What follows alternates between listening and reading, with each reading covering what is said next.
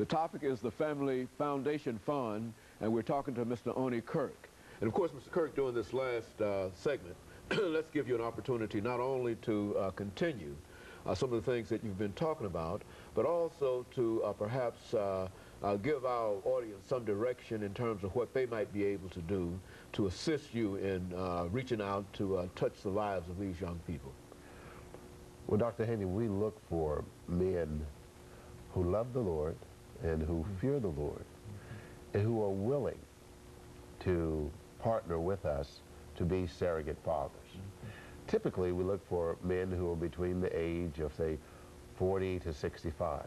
That doesn't mean that younger men can't apply. But see, if you're between that age of 40 to 65, more than likely you have already brought your own children through that period of adolescence. So experientially, you know some of the challenges that you're going to confront and have to deal with. So we look for that, but we want men who understand how to cover as well. And see, and that's an area that I find as I talk to men and men's group around the city that we're kind of void of understanding. To be able to cover effectively, you have to walk with the Lord. See, He is our covering. And He wants us to be able to cover those that He's given us responsibility for. My wife and my 8 kids, I have to cover them. And now how does that work? First of all, I have a prayer life where I'm going to talk to the Lord. And as I talk to the Lord, just like I talk to you, you talk back to me. Well, see, the Lord does speak to us. This is foreign to many people. They believe in prayer, but they don't believe in Him speaking back to them. See, if you understand, Abraham, he didn't have a Bible to read, but he knew what to do because he talked with the Lord. Moses didn't have a Bible to read. The Bible hadn't been written. But he knew what to do because he talked with the Lord. Adam, obviously, what came in the cool of the tree was the Lord's voice. That's what Adam's relation. He knew the Lord. He knew His voice. Jesus tells us in Matthew, "My sheep know my voice, and the voice of a stranger they will not follow." So in order to cover, we have to walk with the Lord and have a prayer life to be in communion with the Lord. That He will begin to show us and tell us things that pertain to our family and those that we cover. For instance, there's one young man in our mentoring program that the Lord had shown me just, I guess, last spring. He was standing in the middle of a desolate place, and he was naked from the waist up. And the Lord showed me that something was getting ready to happen. Well, what happened was, within 2 months' time, his grandmother signed him out of the program. In other words, she removed him from the covering. He was standing naked and in a desolate place. And the Lord showed that 2 months before. And of course, we're still in a relationship. We pray with him, and he's being restored to the program now. But what I'm saying, the Lord showed that even before it happened. Now, the Lord wants to commune with us. He wants us to show us things. And this is not anything new. You know, he says, to them He foreknew, He also predestined. In other words, He has known us before we were in our mother's womb. And He has destined us to do things here on the earth. He destined you to be on this show and to host this show. For whatever purpose, He has destined me to be here today. He knew that from the beginning of time that we would be here on the show. Well, see, He knows all of these children. All of us were with God before we came to the earth. How do we know this? Jeremiah 1 says, before you were in your mother's womb, I knew thee. And He tells Jeremiah, I commissioned you to be a prophet. So before we were in our mother's womb, we were in the mind of God. We were in the Spirit of God. We were with Him. Then He sent us to the earth for a mission. Now His order in the earth can be found in 1 Corinthians 11. The head of every man is Christ. The head of Christ is God. And the head of the woman is the man. So that's His order in the earth. So if we try to remove His order, then what we have is a breach. And in that breach, the devil is able to implement his plan. That's why being a surrogate father and caring for those who are fatherless or caring for the single moms or the widows are so crucial. You'll find that normally when there's been a divorce, almost immediately after the divorce, there will be sickness in the home. And I heard Dr. Kubic-Poe talk about some of this. You know, that there will be sickness in the home, there will be anxiety and distress. Okay. Children will become rebellious, disobedient. And they start going to counselors and doctors trying to figure all this out. Well, what happened? There's been a breach. And the devil has brought in all kinds of contaminating things to defile the household. That's why it's important that the churches and the ministries, you know, speak the truth to your men. Call them to accountability. Call them to the place of prophetic fatherhood. Are you hearing the Lord concerning your family? Are you praying and receiving concerning what's going on with them? Before our seventh child was born, one day my wife was coming out on the driveway, and she just had her CD player on, and she was just praising the Lord. The Lord told her to cut it off and pray. She did exactly what she heard the Lord say.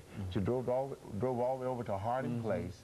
When she got on Harding Place, a drunk driver hit her. She's 7 months pregnant, and knocked her off of Harding Place into the tree and into some trees and destroyed our Suburban. I get the call from Southern Hills Hospital. When I arrive at Southern Hills Hospital, she says, "Honey, last night the Lord gave me a dream I was in the back of an ambulance." He said, "Before I drove out of the driveway today, he told me to cut my radio off and pray." Now, because her husband covers her, she is able to hear and discern she could have been dead, and my seventh child could have been dead today. But she is covered by her husband, and our children are covered by their father. Every husband needs to cover his wife. He needs to cover his children. But he has to walk with God in communion, in prayer, and hear God to be able to do that. Now, as we grow in the Lord, he tells us to expand our tent peg. And that's why you saw that Hannah took Samuel to Eli, and Samuel grew up in the care of Eli. Eli didn't know how to hear the Lord. I mean, Samuel didn't know how to hear the Lord. The Lord called Samuel. And who told Samuel it was the Lord? It was Eli. He said, the next time the Lord called you, say, "Here I am." All right. Well, see, he had a mentor, a father, to teach him the way of the Lord. Good. So if you don't have a boy to learn the way of the Lord, if you don't have a father to teach the boy the way of the Lord, what's going to happen to that boy? He will learn the way of the devil. So he'll wind up down at juvenile. He'll wind up killing someone. He'll wind up in a gang. He'll wind up robbing a store, because there is no one who is teaching the boy the way to go. And that is why we started the Family Foundation Fund, to begin this process. We recruit surrogate fathers who are willing to step beyond their own family. They bring the boy into their family on weekends. He visits their home, stays over with them. He has an opportunity to learn how to fix a car or mow grass or wash windows, whatever the surrogate father is doing, that boy does. In the course of the years that he's in the program, you'll find that the surrogate father and that boy begin to bond. One of my surrogate sons has just left for the military. When he went to sign up, he asked me, he said, "I need to talk with you." We got together for lunch. We sat down and talked. And then he went to sign up 3 or 4 weeks after that. After he signed up, he called me and he says, "Mr. Odie, I've signed up today." He said, they're going to swear me in about 2 weeks. I said, "Okay, well, we want you over to the house for dinner." Now, this particular surrogate son, he's white, and it's obvious that I'm black. When I went to the swearing-in ceremony, he was back in the area where they swear them in. The officer comes out and he looks at me, he says, "You're the father?" And I said, "Yes, I am." Well, see, he's been with me since he was 9 years old. I'm the only father that he knows. So consequently, when he told the sergeant, "That's my father out there," by the way, he's African American. So, I mean, but what's happened to that boy, he's on track. He's not in prison. He's not getting girls pregnant out of wedlock. I'm not saying he's doing everything right, but he knows the Lord. He has confessed Christianity, and I'm praying that he will walk in the fullness of the things that we have imparted to him. He's on his way now. And I'm very blessed to know that he has been taught the way. And I told him, I said, "I'll be praying for you." And we will not forget you. We'll be praying for you. And if you run into a roadblock, you know who to call. He said, "Yes, sir." So, I mean, you begin to train them, and they begin to look to you as their father, the man who imparted destiny unto them. And of course, Mr. Kirk, let me thank you over the last half minute that we have here for bringing us that excellent information about Family Foundation Fund. As a matter of fact, it's much more than simply Family Foundation Fund. I think it's sort of deceptive in terms of what we've been talking about, because essentially you're calling to task a large number of individuals who do have the ability to take on that responsibility that you're talking about. And I think that just to hear that stated over and over again, as we've stated that today, I think that that's encouraging, and hopefully some of our audience will be encouraged to become involved in what you're doing. And of course, let me encourage our audience to tune in again next week for another informative edition of Comments. Thank you and good morning.